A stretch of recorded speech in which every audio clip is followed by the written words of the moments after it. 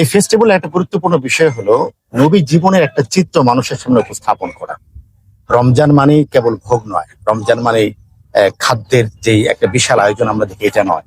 রাসূল করিম সাল্লাল্লাহু আলাইহি ওয়াসাল্লাম কিভাবে থাকতেন, তিনি কি পাত্রে পানি খেতেন, তিনি কি ধরনের ঘরে ঘুমাতেন, এই সিরাতের একটা রেপ্লিকা আমরা এখানে উপস্থাপন করেছি। এবং আমরা চাই যে গোটা বাংলাদেশে এ ধরনের চর্চা অনেক বেশি করে হোক। আপনি এটা জানেন যে বাংলাদেশের ইতিহাসে প্রথমবারের মতো আমরা তাকওয়া মসজিদে করেছিলাম, তো সেখানে লাখো মানুষের উপচে পড়া ভিড় ছিল। এটা আমার ধারণা দ্বিতীয় আয়োজন, সবচেয়ে বৃহৎ আয়োজন এটি। তো আমরা চাই এ ধরনের আয়োজন বাংলাদেশের প্রতিটি বিভাগের শহরে হোক, প্রতিটি জেলা শহরে হোক, এবং যে কোনো ইসলামিক উৎসবের সাথে সিরাতের একটি মিউজিয়ামের আয়োজনটা যুক্ত করা হোক, এটা আমাদের কামনা। তাই এই বিষয়ে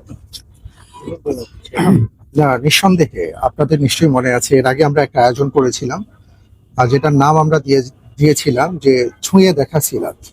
অর্থাৎ রাসূল সাল্লাল্লাহু আলাইহি ওয়াসাল্লামের জীবনী যখন আমরা পড়ি, অনুভব করার জন্য যদি আরেকটু ভেতরে প্রবেশ করতে হয়, তাহলে আমরা যদি সেটাকে দৃশ্যমান করবার একটা চেষ্টা করি, তাহলে সেটা যে একটা ফলপ্রসূ বিষয়, সেটা ইতিপূর্বে আলহামদুলিল্লাহ আমরা দেখেছি যে এটা ব্যাপকভাবে মানুষ গ্রহণ করেছেন।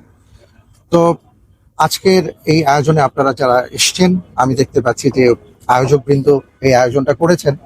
আমি চাইবো যে সারা বাংলাদেশে সিরাতের এই আয়োজনটা ছড়িয়ে পড়ুক, সবাই সেটা গ্রহণ করুক। আমরা আমাদের ইতিহাস ঐতিহ্য নিয়ে কাজ করি, আমরা সিরাতের ইতিহাস নিয়ে আমাদের কাজ করা দরকার। তাহলে বিশেষ করে এই প্রজন্ম অন্তত পক্ষে বুঝতে পারবেন যে নবী সাল্লাল্লাহু আলাইহি ওয়াসাল্লাম সহকারে তাদের যে সম্মানিত সাহাবায়ে কেরাম পাশে ছিলেন, তাদের যাপিত জীবনটা কেমন ছিল, এবং আমরাও একটা সুন্দর জীবনের পথে এগিয়ে যেতে পারবো ইনশাআল্লাহ। আপনি যেটা বলেছেন খুবই চমৎকার একটা প্রশ্ন, নিঃসন্দেহে যে এটা গুরুত্বপূর্ণ প্রশ্ন, যে আসলে এটা আমাদের উচিত নয়।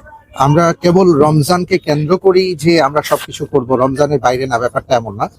ইসলাম এমন একটা জীবন বিধান, আমাদের জীবনের সর্বক্ষেত্রেই আসলে ইসলামের বিধানটাকে আমাদের মেনে চলা উচিত। তা আশা করি এটা আমরা চিন্তা করবো। আমরা চিন্তা করেছিলাম এর আগে যে তাকওয়াতে হয়েছিল, ওইখান থেকে আমাদের মাথায় ছিল যে আমরা যদি এরকম একটা কিছু একটা মানুষকে দেখাতে পারি।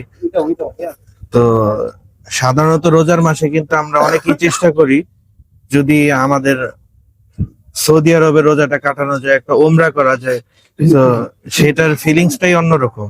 তো এখন যেহেতু সবার পক্ষে সৌদি আরবে যাওয়া সম্ভব না, তো আমরা চেষ্টা করেছি সেই ছোট্ট একটা সেই প্রতিকৃতি এখানে দেখানো যায় কিনা, যাতে মানুষ সেই এটা ফিল করতে পারে যে আমরা হয়তো এখান থেকেই বুঝতে পারতেছি যে নবীজি কোথায় থাকতো, তার ঘর কিরকম ছিল।